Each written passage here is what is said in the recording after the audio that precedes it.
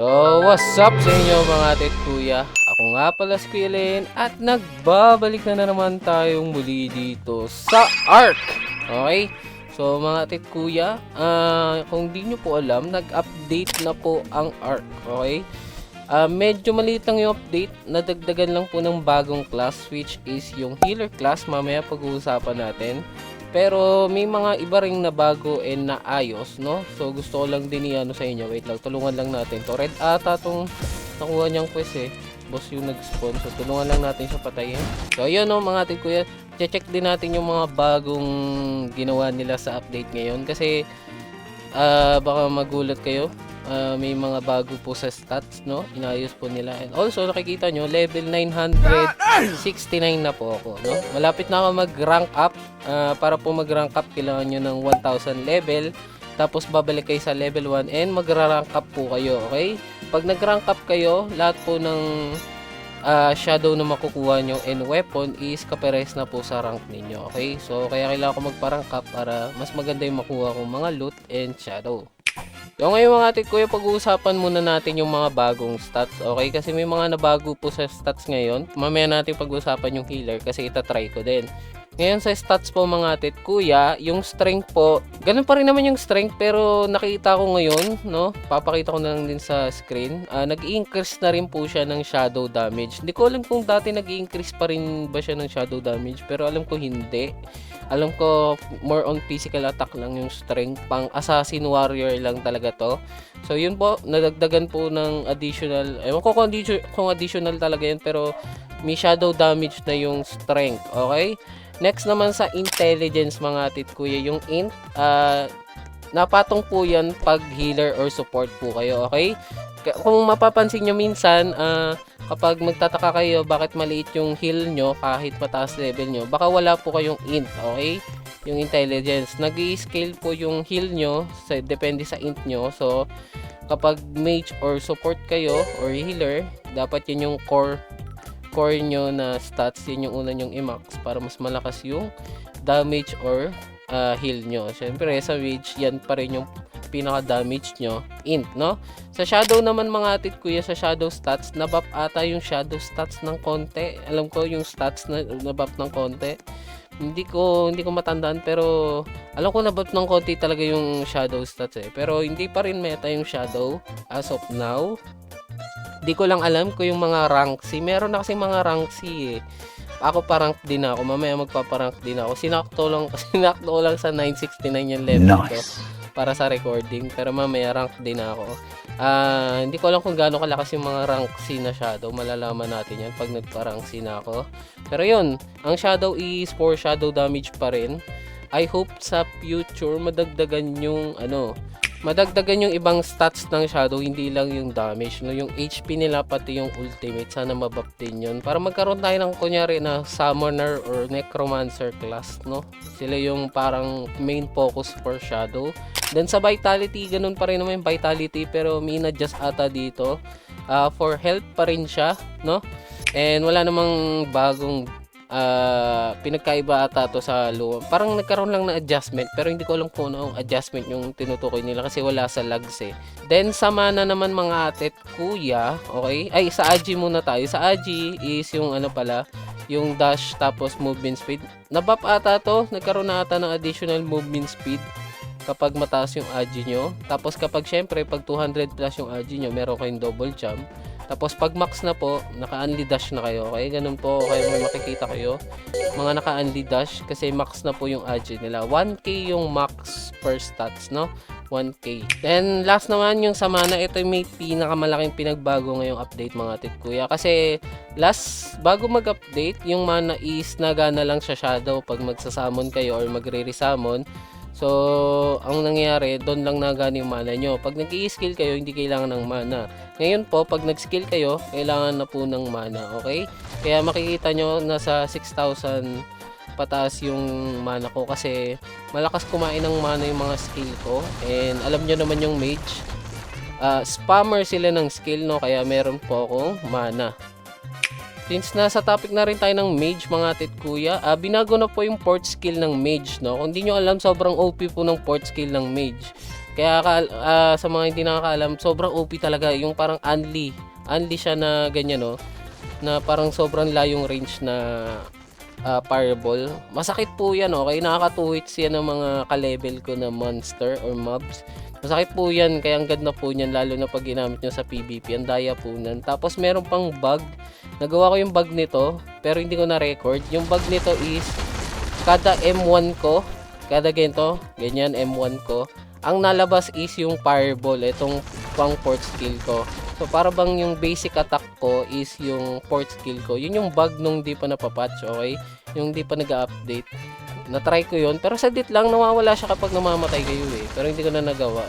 So sobrang OP nun kasi nararat-rat ko lang yun, tapos wala pang mana consumption nun. Kaya sobrang OP ng mage nung bago pa i-update. Pero okay pa rin naman yung mage ngayon, pero yung fourth skill nga is may cooldown na. Hindi nyo na masyadong mai-spam. So ito mga titkuya, dagdag information lang, no. Sa mga hindi nakakapansin, yung dungeon po specifically yung Goblin Cave. Yung Goblin po is medyo na-adjust. Mabilis na po mawala yung kanilang aggro, okay? Dati kasi matagal yung aggro nila. Ngayon, kapag nakalayo ka lang ng konti or hindi mo sila na-hit, mawawala na yung aggro. So medyo mahirap na ng konti yung Goblin Cave. Hindi naman sobrang hirap. Kaya pa rin siya i-3 run basta mabilis ka. Pero yun nga, dati kasi sobrang dali niya i-3 run. Ngayon parang may konting window time para i-3 run. Basta hindi ka nagkakamali sa aggro. Basta pagka level 450 nyo mga titkuya, i-solo nyo yung mga dungeon kasi mas mabilis siya i-solo kaysa may kasama. Mahirap po kasi pag may kasama tas di nyo kilala, nanggugulo sila ng run, no? Na-attract nila yung ibang mobs, kaya medyo natatagalan yung run nyo, nasisira. Mas mabagal kayo lumilevel. So, maganda i-solo kapag na-unlock nyo na lahat ng skill, para mas madali kayong makapagpa-level. So, ngayon nandito tayo sa may homepage or sa pinaka-home. I-reroll natin and kukunin natin yung healer. Gusto ko makita ko ano yung skill ng healer. May nakakampi na ako kaninang healer and maganda yung healer. Ito, nakuha na natin healer. So, ito na mga titkuya, naka-healer na ako. And ang maganda doon, ang healer po is similar po sila ng mage, no? So, as long na mage staff and cape. So, okay na yon. So, ang unang skill natin is yung heal. Then, ito yung second skill, mukhang poison. Ay, hindi. Curse ata yung second skill. Then, fourth skill. Apat yung skill niya. Sa assassin kasi 3 lang. Then, sa mage 4 din. So, try natin to, okay? Try natin yung first skill. Heal. Okay, first skill is heal.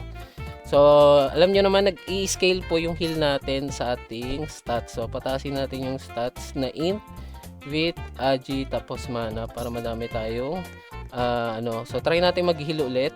So 10 seconds yung heal natin. Nakita nyo ang lakas ng heal ko. Ang lakas ng heal. Pag tumagal po kasi mga titkuya, yung pre-potion unlimited, hindi na po kayo kaya i-full heal niyan, okay? Mawawalan po ng kwenta yan kapag kaya mas maganda meron po kayong support, okay? Maganda pong may support, lalo na kung hindi nyo kayang tumangke. So maganda yan. So try natin itong second. Ano itong second? Parang damage itong second, no? Nakita mo? Hindi muna ako magda-dungeon, i-skip ko yung dungeon para sa inyo. Pero insect kasi yung dungeon. So tatry natin yung second skill dito. So tatry ko magpahita, titingnan nyo kung gaano kalakas yung heal ko. Yung lalabas dito na mobs, syempre masakit yan pumalo. Papalo tayo. Baka akala nyo hindi masakit eh. 500 plus yung damage. So mag-heal ako. Palo. Uy, hinihil lang Uy, palo, sige. Uy. Pero mabilis lang yung cooldown ng heal. Kaya okay lang, nasa 10 seconds lang. Hindi ko alam kung may connection yan sa mana kapag mas mabilis. Pero 10 seconds yung heal, okay na. Then try natin ito second skill. Gusto ko malaman kung damage ba to. Ay, okay, damage siya. Pero hindi ko alam kung ano nagagawa. Meron silang ano to, debuff? Feeling ko debuff to. Hindi ko lang gets ko anong debuff. Ayun, second skill, diba? Hindi ko alam kung nag-i-increase ng damage kapag nadi-debuff. Kunyari, hindi ko alam kung anong klaseng debuff to, pero meron silang parang purple na effect, kita nyo ba? Siguro kapag tinira ng kasama mo yan, mas malakas yung damage, no? Kung ganun man, mas maganda to. Maganda to kasama yung support.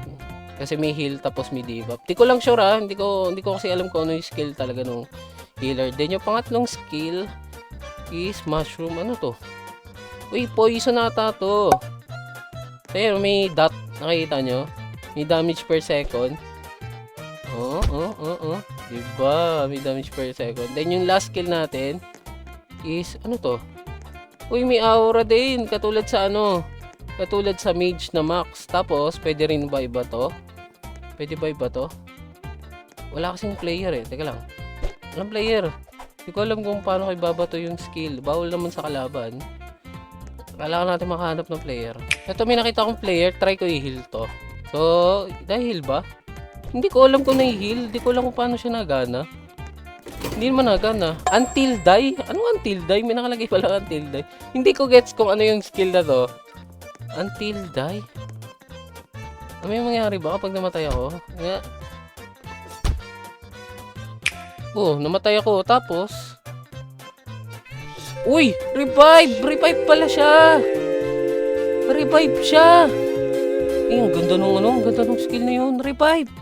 Revive pala yun, pero bakit hindi na hindi na nagre-reset? Pero may revive yung healer.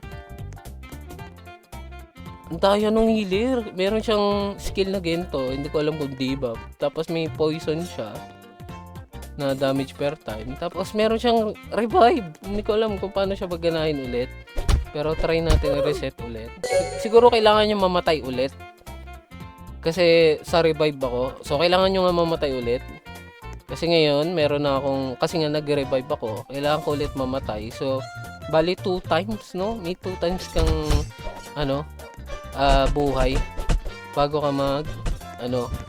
bago mag-cooldown ulit yung revive mo. Angas ng healer, no?